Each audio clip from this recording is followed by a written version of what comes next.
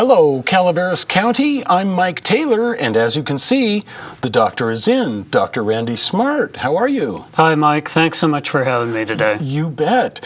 Now, this time we're talking about something that just before we started filming, I was kind of joking with you that I skipped because I'm a type 1 diabetic, and we're going to talk about pre-diabetes, which is something I have no concept of. So exactly. Where are we going with pre-diabetes? Well, maybe what we should start with is what is diabetes rather than what is pre. And so your body is really good at regulating just hundreds of things all at the same time.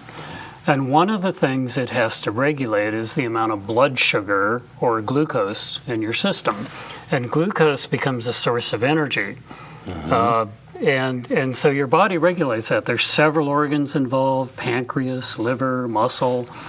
And so when that regulation becomes disrupted, blood sugar levels could be elevated out of range. And normally that range is about 80 to 120, what we call milligrams per deciliter. But as it becomes disrupted, that blood sugar can go higher and higher. Now that's what we call diabetes. In fact, as that blood sugar goes higher, people tend to urinate more. And that is where the root word of diabetes came from. It stands for siphon. Oh, really? Because your plumbing would work like a siphon. Yeah, okay. And so diabetes, and mellitus, it's actually diabetes mellitus, and mellitus is sweet. So it's sweet siphon, and urine is sweet in diabetics. So I see. But that's what diabetes is, and the reason diabetes is so important is because of the complications associated with it. And we could talk about that some, but the complications are serious. They certainly include cardiovascular disease, heart attacks, and strokes. So diabetes has been around for thousands and thousands of years. The Egyptians, and insulin has only been around, since about 1928, I think. So not a long time. But as we understand more about diabetes, we understand there's a spectrum. You don't just suddenly become a diabetic. Okay. Well, let me back up. There's type 1 and type 2. Type 1s suddenly become diabetic. Yeah. It's kind of a different disease. It's called juvenile onset diabetes. It's insulin-dependent diabetes. And that's really not what we're talking about today. So type 2 is adult onset diabetes, and it just doesn't happen on one day. You don't wake up one day and become a type 2 diabetic. Suddenly the system isn't working. Right, no. So what we think is there's a spectrum, and many patients become almost diabetic, pre-diabetic, many years before they're ever diagnosed. And that's what we wanted to talk about today is so how do you know if you're pre-diabetic, and what's that mean, and what do you do about it? Yeah, and so you're clicking along in life, and are pre-diabetics, are they usually older folks, or, can we even establish an age range for that? I think you can, although it seems to be changing in America. Okay. The convention is that if you're 40, 45 years old and overweight, you're probably pre-diabetic. Now, what we're realizing is in the last 10 years, that age is becoming lower and lower. Lower and lower. I think based on some of our younger population being heavier and heavier. I've heard that. I've heard of some 20-year-olds and even younger being type 2, and that's just, to me, shocking. That means you've gotten way too heavy. 10 years ago, that was unheard of. Absolutely unheard of. So now there are kind of definitions around prediabetes as to who is pre-diabetic. But the challenge for patients, for anybody, is that if you're pre-diabetic, you probably don't know it. There is no way I know you would know that. You could guess, but it is a completely asymptomatic state. You don't pee more, you don't eat more. Yeah, you're not drinking lots of water, because that was my first symptom, was the drinking a gallon of water and then expelling what felt like 4. Sure. And so, again, I'm type 1, that's not where we are, but these folks who are pre-diabetic don't even show up kind of with these symptoms, do they? No, they're completely asymptomatic. So the way pre-diabetes is established is really by doing a regular blood test. It's not even a specialized blood test. With most blood tests that are done for any physical or really just about anything, blood sugar is measured. It's called glucose. And blood sugar is measured. And so if your fasting blood sugar is greater than 100, you're pre-diabetic. Now, if it's greater than 126 and reproducible, you are diabetic. Okay. But these pre-diabetic patients are the ones we're really trying to target, because the question is, can we prevent them from becoming diabetic? We could talk about that, but if you do these regular blood tests at a physical or any appointment, and that blood sugar comes back at over 100, that's when we need to engage. Now, the problem is, I think there are many practitioners and providers out there that probably don't realize that. Okay. They probably look at 105 or 107 and they say, oh, no big deal, not diabetic. Let's talk about something else, high blood pressure or sore joints or whatever else is ailing you. But there should be in this chart this big red flag that says pre-diabetes, Dr. Smart. You need to talk to the patient. Start talking with the patient. So let's say that happens and you see this elevated blood sugar. How does the conversation start with the patient who doesn't think anything is even wrong with them? Well, I start pretty abruptly. I say, look, I've got your blood test results back. Certain things are normal, but I'm really distracted by your blood sugar. Were you truly fasting? Usually the answer is yes, I was. And I say, well, if you are truly fasting, you have what we call pre-diabetes. Let's talk about that. Okay. And they kind of look at me like, what? Yeah. How can that be? How could I feel fine? Nobody in my family is diabetic. I do What's going on push-ups every here? morning. Life is great. And so I talked to him about what that means, what the risk is, and how kind of fortunate they are to have this kind of warning and opportunity to do something before you end up in the hospital and before you have bigger problems. And I really spin it that way, Mike. I say, this is cool. We can fix this. Yeah. You're here at the right time with the right problem. This isn't like a doomsday kind of thing. Yeah. But we're going to have to work to fix this. Yeah, this one flag is up. Not all 10 of them are up yet. So exactly. So let's get to it. And so then, what is the next step? Do we start watching diet, or?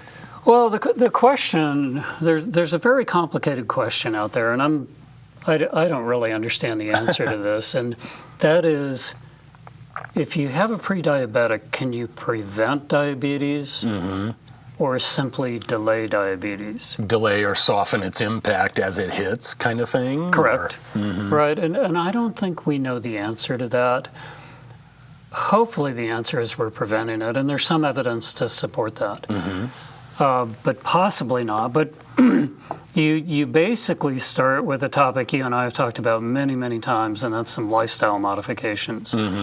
So lifestyle modifications work in pre-diabetics, and they can decrease the incidence of diabetes something on the order of 30%.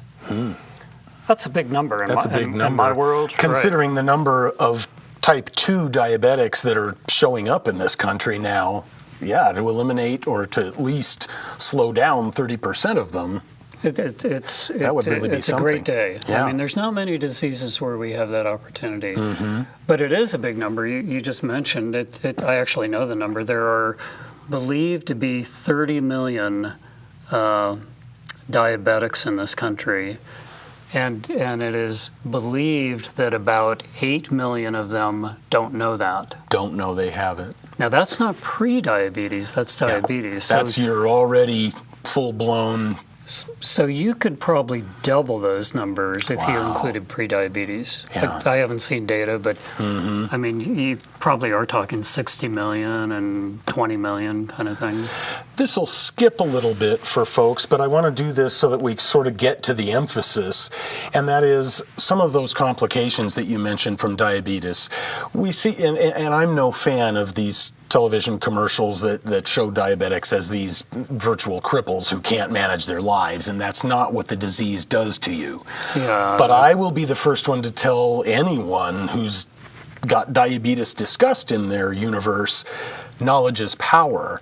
So how do we go from pre-diabetic to, okay, we don't want to be type 2 next year, and how do we avoid some of those complications, and what are they? So, how do you avoid diabetes or the complications of diabetes? The complications. I mean, I know what they are, what a good portion are. I mean, the one that I watch closest is your eyes. So the most devastating complication is really cardiovascular events. It is, okay. And those are heart attacks. And strokes, and those are a clear complication of diabetes. And then, as you mentioned, you can have eye damage and become blind, and that's not rare. You can have kidney damage and end up on dialysis. That's not rare. Both of those are devastating. And then you can have nerve damage called neuropathy. Neuropathy. And you and I have talked about neuropathy a little bit, not in this context. But neuropathy can be very debilitating. Imagine not being able to feel your feet. Yeah. Yep. Imagine looking at the bottom of your feet and finding a nail in it and you don't know it. You didn't know you stepped on it. Exactly, yeah. So the way you avoid those complications, one, is you need good medical care. You need a medical advisor who is in your corner. But the way you avoid those complications are maintaining as near normal blood sugars as you can. That's how you avoid them. Now, you may be able to avoid diabetes if you're pre-diabetic, okay. Right? You could avoid that, and the way you would do that is you have to get up and move. You have to burn some calories. You have to get up off the couch. Yep. That's not always easy because there's joint pains and depression and a number of other things, but you can't sit there all day. You have to move. You have to. But that's number one. Number two, I think, is very intriguing, and that is dietary modification. And so for years we've just said fewer carbs. Yeah. And the patients have gone, Doc, there's nothing left to eat. That's right. Right, and we're kind of rethinking that a little bit. The concept is right, but now what we're saying is probably the best diet out there to prevent diabetes or to even manage the already diabetic is the Mediterranean diet. Oh, okay. And the Mediterranean diet, it's been around a while. I don't know who developed it or how. But what's very interesting to me about the Mediterranean diet is they've done experiments where they simply put somebody on the diet without the weight loss. Oh. And they still improved. Wow. Without the weight loss. Now that's fundamental because we always think diet, weight loss, hand in hand, and you got it's really about the weight loss. Yeah. But that may not be exactly true. It's partially true. Okay. But if you put somebody on a Mediterranean diet, or they at least head in that direction, that could do a lot in terms of mitigating their risk for diabetes. Okay. So the Mediterranean diet is kind of an interesting diet. I'm not on it, so I'm not totally fluent about it, but it's an olive oil diet. Okay. It includes olive oil. It includes, and I've got some good news here in a minute. It includes olive oil. It includes vegetables, fruits. It includes fish, Poultry, okay, so there's you don't have to become a vegetarian. It includes red wine. Oh, okay. Hey, how many times does a doctor tell you you can drink red wine? Not very often. Right, That's exactly. That's right. and they always say just a little bit, just a little bit. That's right. You know, that's right. Some sort of legal disclaimer. That's right. Well, they don't want you carrying around the jug. So. Right. But to me, that's exciting because we went through all these diets, Mike. We went through Atkins diet and the South Beach diet. I mean, on and on and on, and really, this diet seems to have a lot of potential, and it's very accessible. I mean, it's on the internet, 2 clicks, and you can find out everything you want to know about it. Yeah. But if we could get our first of all, with the pre-diabetics, you want to know whether you're one or not. So get a blood test, easy, fasting blood test. But then if you are, manage your exercise, get on a Mediterranean diet, get a good connection with healthcare, and I think you could conquer this. Okay. Every day in my clinic, and I'm not exaggerating, every day in my clinic I see 2 or 3 pre-diabetics. Really? Every day. Every day. And not to pry into your practice, but are you having this conversation that often with these folks? I am. mean, my gosh, it sounds like, everybody would be out there not panicking, but thinking, oh my gosh, I'm going to become diabetic is what pre-diabetes sounds like. So well, that's kind of the fear, and that's when they go, what? Yeah. I'm going to be a diabetic? And I go, no. You and I can get through this. And so I do talk to them all. I ask my patients. I talk to them all. And I really push this. And I say, look, you do these changes, come back in 2 months, let's remeasure, let's talk. And I'll be fairly aggressive about that because this is an opportunity to prevent a disease. Yeah. And then prevention is just... is something. That's what we want. Right. I just can't get over the fact that these are patients who aren't presenting as being overweight and sedentary, and this could be a relatively strapping middle-aged man or woman who, and there's another question: is it predominantly male or female, or is it across the board? It's a good question. It is across the board. Predominantly over 40 and predominantly overweight. Okay. But I don't believe it is gender, I think it's gender neutral, I guess. Is that the right way to say it? I think that's the way we're saying it now. I may be saying the wrong thing. That's right. It's equal in boys and girls. Yeah, there you go. And so you've learned that you're kind of on this precipice that's a little over dramatic, but I don't think so. Okay. And so you start working, you change your diet, you get yourself more active.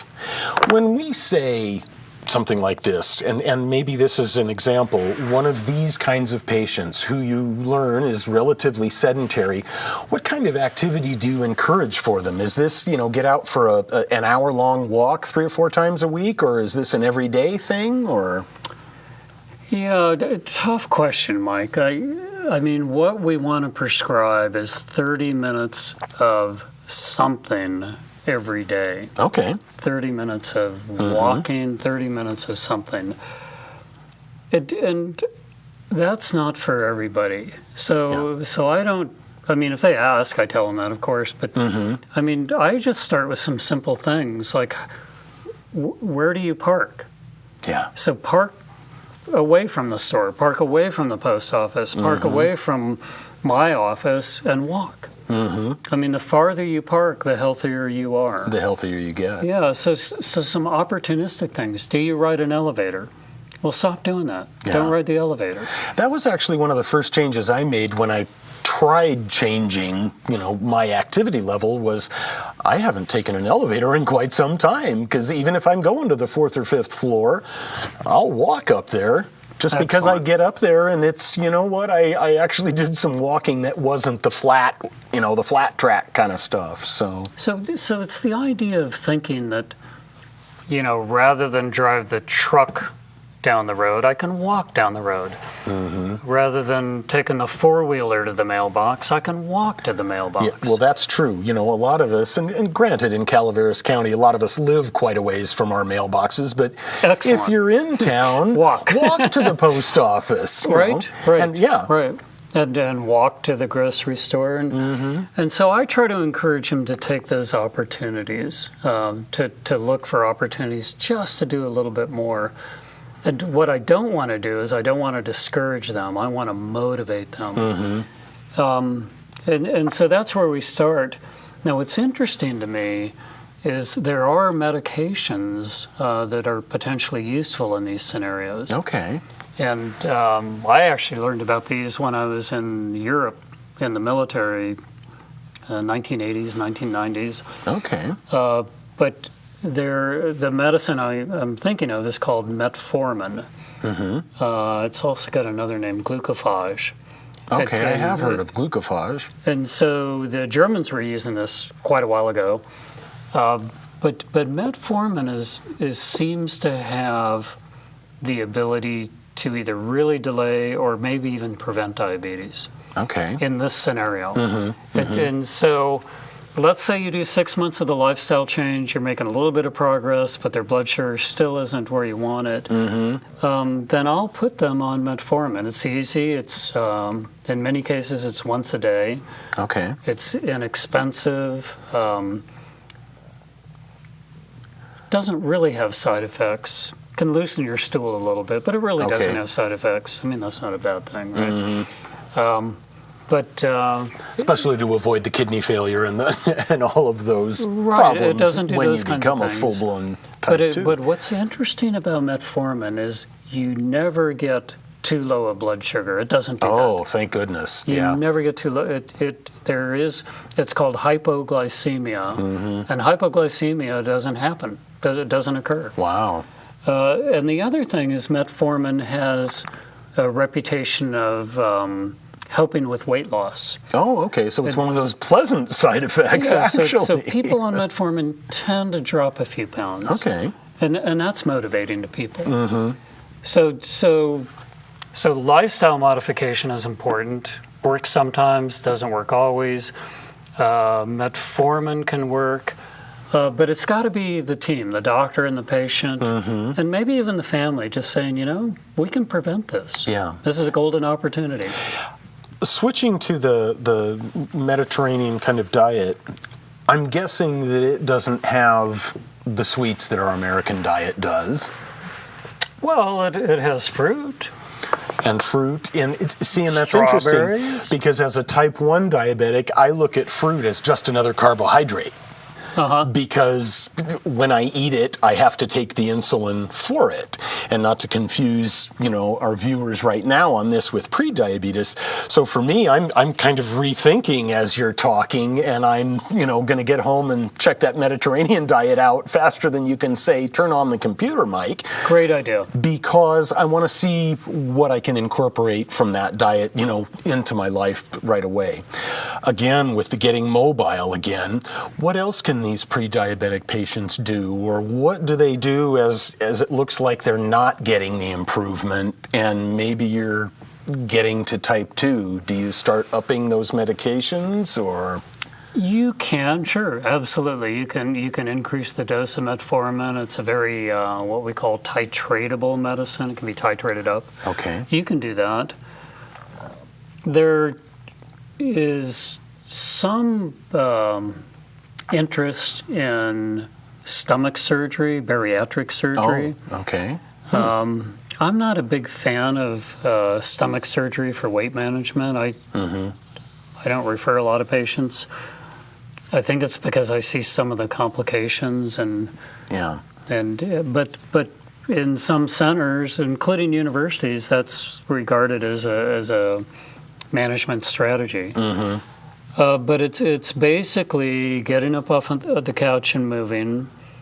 Tobacco cessation seems to help. Okay. And there's still a lot of tobacco in Calaveras County.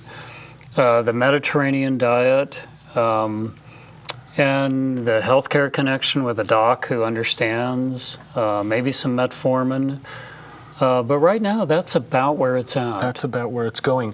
One other thing that out there in the market is talked about quite a bit is chromium. Does that do anything to help manage blood sugar? That's kind of how they market it. And maybe I've seen it sometimes targeted kind of toward diabetics. But they, it's another one of those, that wall of supplements out there that we have talked about here, that most of them don't do any good for you. Chromium. Is that the shiny stuff on the card?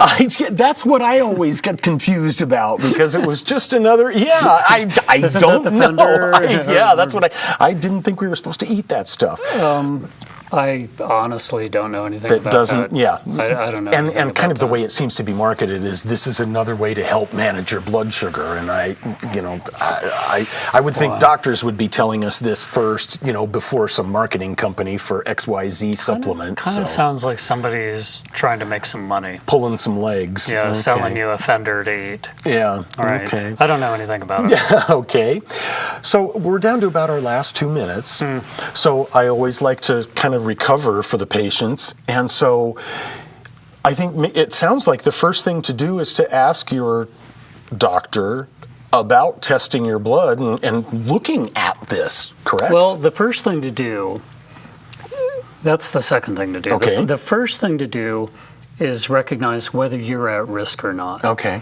And if you're in your 40s or older and you're overweight, or actually anybody over 40, should have their blood sugar tested, fasting, and find out.